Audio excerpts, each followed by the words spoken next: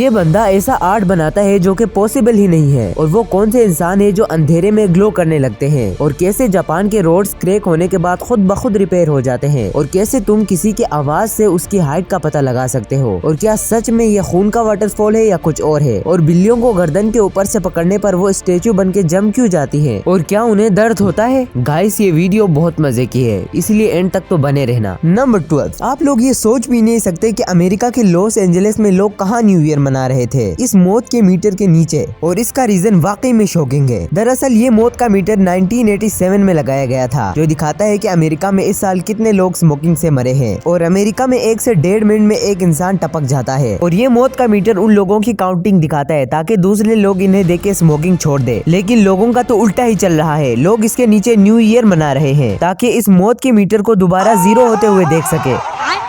Number 11, तुमने भी बहुत सी ऐसी वीडियोस देखी होंगी जिनमें बिल्लियों के इस तरह गर्दन के ऊपर से पकड़ने पर वो जम जाती है, और ऐसा करने पर बड़े बिल्लियों को तो बहुत दर्द होता है मगर छोटे बिल्लियों को नहीं होता। असल में स्क्रफ यानी गर्दन के इस हिस्से पर बिल्लियों के बहुत सारे नर्व्स की एंडिंग्स होती हैं, जिनको पकड़ने पर प्रेशर पड़ता है और बिल्लियों का दिमाग हिलने वाले सिग्नल्स को दबा देता है, और सर्वाइवल रिफ्लेक्स एक्टिवेट हो जाता है कि कभी भी हिलना नहीं वरना चोट लग जाएगी। नंबर 10, कैसे टाइटैनिक के डूबने से 14 साल पहले उसकी पूरी स्टोरी एक बुक में लिखी गई थी। असल में इस बुक का नाम फ्यूटिलिटी है, जो 1889 में लिखी गई थी। इसमें एक जहाज के डूबने की कहानी बताई गई थी जिसका नाम टाइटन था, जो कि टाइटैनिक से काफी मिलता जुलता है। इस बुक में टाइटन को अनसिंकेबल कहा गया था और रियल में टाइटैनिक को भी अनसिंकेबल ही कहा गया था। बुक में टाइटन रात में अप्रैल के महीने में नॉर्थ अटलांटिक में आइसबर्ग से टकराकर डूबा था, और रियल में टाइटैनिक भी रात में अप्रैल के महीने में और नॉर्थ अटलांटिक के आइसबर्ग से टकराकर डूबा था, यानी जगह, टाइम और प्लेस सब सेम। इस बुक को मॉर्गन रॉबर्टसन ने लिखा था। अब तुम इसे कोइंसिडेंस बोलो या फ्यूचर प्रेडिक्शन। नंबर 9, सोचो कोई तुम्हारी आवाज से तुम्हारी हाइट का अंदाजा लगा ले। वियर्ड है ना, लेकिन साइंस ये कहती है कि वॉइस फ्रीक्वेंसी और पिच डायरेक्टली बॉडी के साइज से लिंक्ड होता है। लंबी हाइट वाले लोगों की आवाज में वाइब्रेशन नेचुरली स्लोअर होता है, और छोटे लोगों की आवाज ज्यादा तेज और हायर पिच होती है। ये तरीका अब क्राइम इन्वेस्टिगेशन में भी टेस्ट की जा रही है। नंबर 8, ये एक ऐसी जगह है जहाँ सारे इलेक्ट्रॉनिक डिवाइस फेल हो जाते हैं। ये है जोना डेल साइलेंसियो, जो मेक्सिको के जी हुआ रेगिस्तान के बीच मौजूद है। इस एरिया में दाखिल होते ही तुम्हारे फोन के सारे सिग्नल गायब हो जाएंगे, रेडियो भी काम करना बंद कर जाएगा, और वाकी टाकीज भी यहाँ काम नहीं करते, और तो और कंपास भी पागलों की तरह घूमने लग जाता है इस एरिया में आकर। कुछ लोग कहते हैं कि यहाँ पर मेटेओराइट बहुत टकराते हैं, और कुछ लोग तो ये भी कहते हैं कि स्पेस से सिग्नल्स आके बहुत ज्यादा टकराते हैं, लेकिन सच किसी को भी नहीं पता। नंबर 7, ये मासूम बच्चा जैसे ही पैदा हुआ इसकी एज 30 साल रख दी गई। दरअसल 1994 में एक कपल ने अपने स्पर्म्स और एग देकर लैब में बच्चे पैदा करने का सोचा। उन्होंने 4 बच्चे पैदा करने का सोचा था, जिनमें से एक को उन्होंने पैदा भी कर लिया, लेकिन उनके बीच झगड़ा होने की वजह से उनका डाइवोर्स हो गया, और वो बच्चे लिक्विड नाइट्रोजन के अंदर लैब में स्टोर रहे। और हाल ही में 2025 में इनमें से एक बच्चे को एक औरत ने जन्म दिया है, जो टेक्निकली वो बच्चा 30 साल का हुआ। नंबर 6, अंटार्कटिका में एक वाटरफॉल है जो खून जैसा लाल गिरता है, और लोग शुरू में सोचते हैं कि ये किसी जानवर या इंसान का खून होगा, लेकिन असल में इस पानी के अंदर बहुत ही ज्यादा आयरन मौजूद है, और जब वो आयरन ऑक्सीजन के साथ रिएक्ट करता है तो रस बन जाता है, एग्जैक्टली ब्लड जैसा कलर। नंबर 4, इस बंदे का टैलेंट सच में शॉकिंग है, क्योंकि जहां हम सुई के होल में धागा नहीं डाल पाते, वही ये बंदा उस छोटी सी सुराख के अंदर स्कल्पचर बनाता है, और ये आर्ट इतना ज्यादा छोटा होता है कि भाई साहब को अपने हार्ट बीट के बीच में ये आर्ट बनाना होता है।